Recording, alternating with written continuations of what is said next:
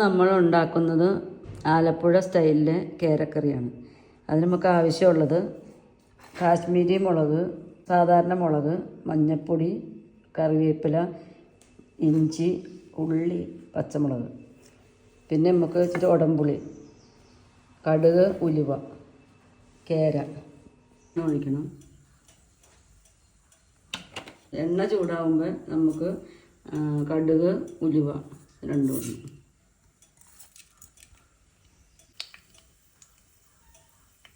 പൊട്ടിക്കഴിഞ്ഞ് ഇഞ്ചി ഇടണം,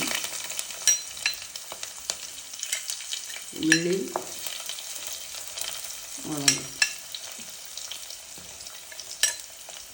കറിവേപ്പില ഇതിട്ടൊന്ന് ചുമക്കണം.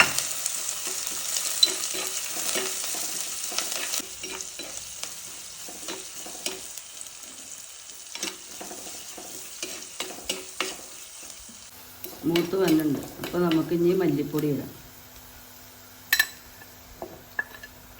മല്ലിപ്പൊടി, മുളക് പൊടി,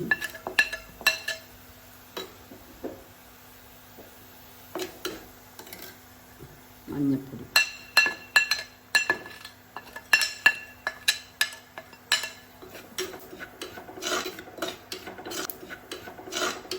ശരിക്കും ചൂടാവണം.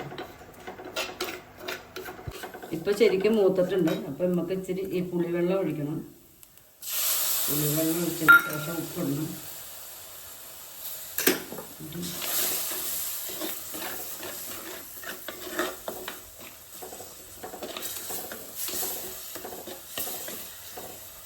ഇച്ചിരി ചൂടുവെള്ളവും കൂടി ഒഴിക്കണം.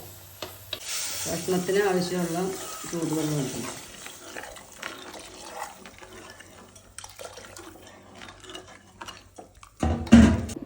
ഇത് വേഗം വെയിറ്റ് ചെയ്യണം. നമുക്കൊന്ന് ഇത് കറക്കാം.